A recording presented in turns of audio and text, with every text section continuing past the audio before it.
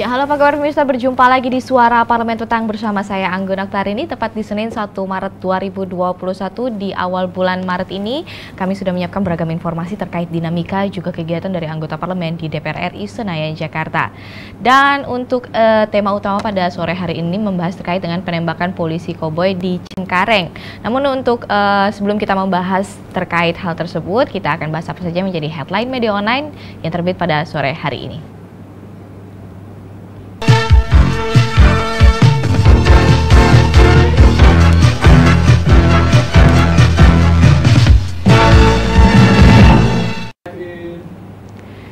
Ya, headline media online yang pertama datang dari cnnindonesia.com, di mana 18 pendemo Myanmar tewas ditembak saat demo akhir pekan. Dan di sini jumlah korban meninggal dalam gelombang demo menentang kudeta di Myanmar pada akhir pekan lalu dilaporkan mencapai 18 orang, dan laporan itu disampaikan oleh Kantor Hak Asasi Manusia di Perserikatan Bangsa-Bangsa atau PBB, di mana menurut mereka selain jatuh korban jiwa, sebanyak 30 orang dilaporkan luka-luka dalam bentrokan antar demonstran dan aparat keamanan Myanmar.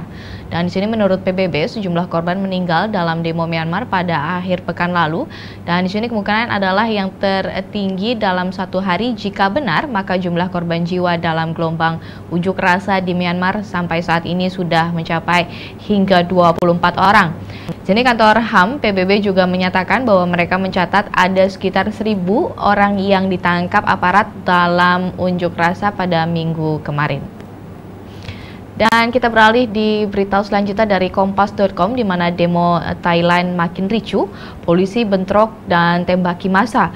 Polisi Thailand menembaki peluru karet, gas air mata, dan menyemprotkan meriam air atau water cannon ke demonstran pro-demokrasi pada Minggu 28 Februari 2021 kemarin. Dan unjuk rasa yang dipimpin anak muda ini menuntut pengunduran diri PM Prayut Chan-o-cha dan sempat vakum saat gelombang kedua wabah virus corona melanda Thailand. Demonstrasi bangkit lagi usai penahanan 4 pemimpin demo atas tuduhan pencemaran nama baik kerajaan. Diperkirakan 2.000 orang menyerbu Monumen Kemenangan di persimpangan Bangkok kemarin yang berdekatan dengan barak militer lokasi PM Prayut tinggal.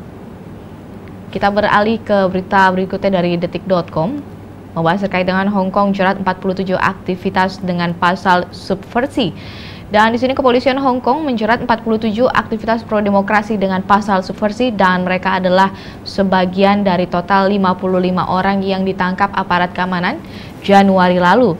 Ini untuk pertama kalinya Undang-Undang Keamanan Nasional digunakan secara masif di Hong Kong sejak disahkannya pemerintah Cina pada Juni tahun lalu. Cina menerbitkan Blight ini untuk menjerat orang-orang yang dipandang melakukan subversi atau gerakan untuk menjatuhkan kekuasaan yang sah dengan cara di luar undang-undang. Mereka mengklaim regulasi tersebut dibutuhkan untuk menjaga stabilitas. Setelah ini pemirsa, kita akan membahas terkait dengan tema utama pada sore hari ini, terkait dengan penembakan polisi koboi di Cengkareng. Jangan kemana-mana, tetap saksikan Suara Parlemen.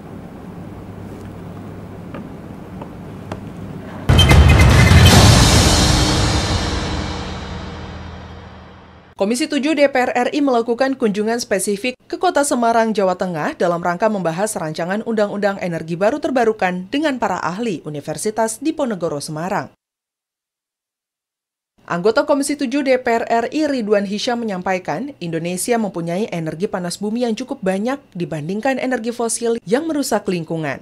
Ridwan Hisyam berharap dengan adanya undang-undang ini, maka ada kepastian hukum dari pemerintah maupun investor untuk mengembangkan sumber energi baru dan terbarukan. Kalau cuma namanya energi baru terbarukan, nanti seakan-akan kita cuma menampilkan energinya tapi tidak diolah. Karena ini kan kita termasuk yang tertinggal di dunia kita ini.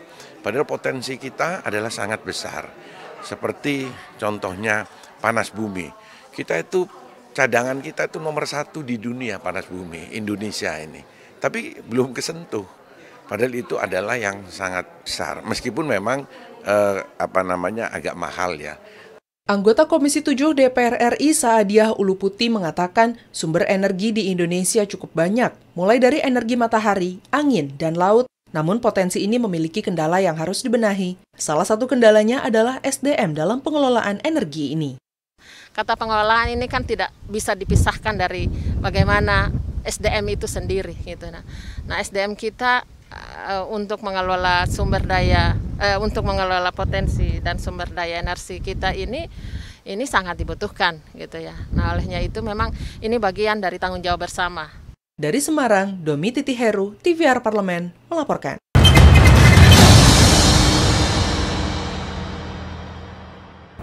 Kembali lagi di Suara Parlemen, masih bersama saya Anggun Oktarini, dan di sini penembakan polisi koboi di Cengkareng.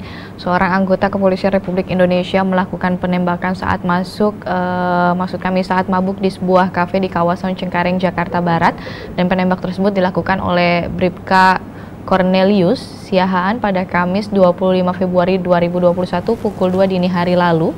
Bribka Cornelius menembakkan 4 orang saat kafe tersebut hendak tutup, dan penembak tersebut mengakibatkan total 4 orang tewas. Diketahui salah satu dari korban tewas tersebut adalah anggota TNI AD Martinus Rizky Kardo Sinurat yang merupakan petugas keamanan kafe, dan saat ini Bribka Cornelius sendiri sudah ditetapkan sebagai tersangka dan dijerat dengan pasal 388 KUHP. Sesuai pasal tersebut, Bribka Cornelius bisa terancam pidana hukuman paling lama 15 tahun penjara dan juga akan diproses hukum pelanggaran kode etik profesi.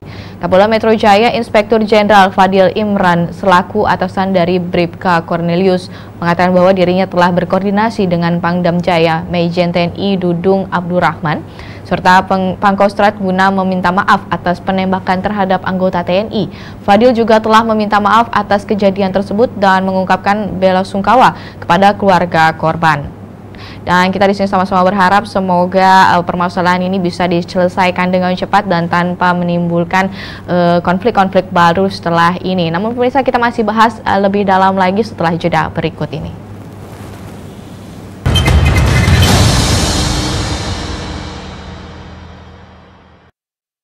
Tim Komisi 8 DPR RI bersama Wali Kota Tangerang, Kementerian Agama, dan DPRD Kota Tangerang meninjau rencana pembangunan embarkasi atau asrama haji di Provinsi Banten. Asrama haji Tangerang ini diharapkan dapat beroperasi pada tahun 2023 untuk meningkatkan pelayanan kepada jamaah haji yang berdomisili di Provinsi Banten.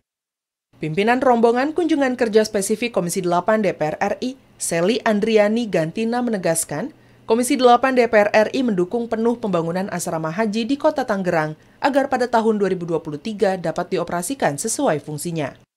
Kita akan mendukung dan mendorong agar sesegera mungkin embarkasi haji atau asrama haji di Provinsi Banten bisa diwujudkan. Sehingga pada tahun 2023 bisa dioperasionalkan sebagaimana mestinya. Dan kita akan mendorong juga kepada Pak Wali Kota untuk sesegera mungkin menyampaikan surat kepada kementerian terkait apabila akan menggunakan aset milik dari AP2, khususnya yang ada di sekitar bandara. Wali Kota Tangerang Arif S. Wismansyah mengatakan, kuota haji di wilayah Tangerang mencapai 61.000 dan jumlah jamaah umroh sekitar 600.000 orang. Untuk itu, kedepannya asrama haji ini harus bisa memberikan pelayanan yang baik, bukan hanya untuk calon jamaah haji, tapi juga umroh. Jadi memang semangatnya kita mendorong bukan cuma asrama haji, tapi asrama haji dan umroh. Begitu di Kota Tangerang. Lahan itu ada 3 opsinya, ya. Yang satu itu adalah pinggir jalan tol di wilayah Motherland. Yang kedua itu adalah lahan AP2 yang ada di Jalan Garuda. Terus yang ketiga adalah Alam Sutra. Ade Ardiansyah, TVR Parlemen melaporkan.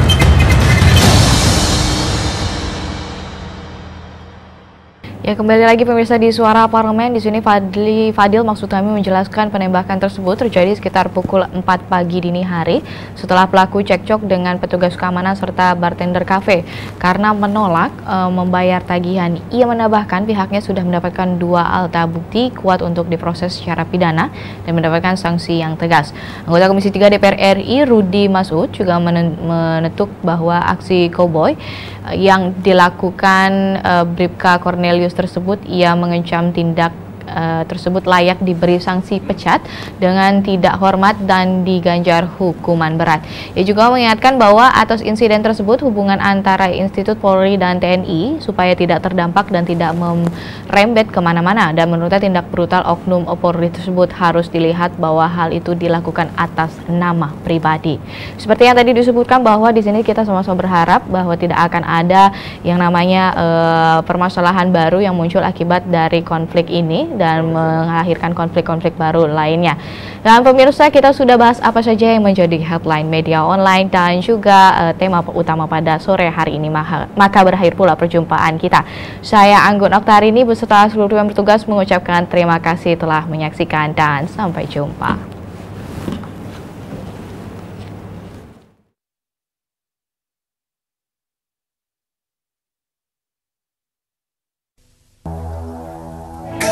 Selalu hadir dalam tiap langkahku, hangatkan hariku dengan panas cinta.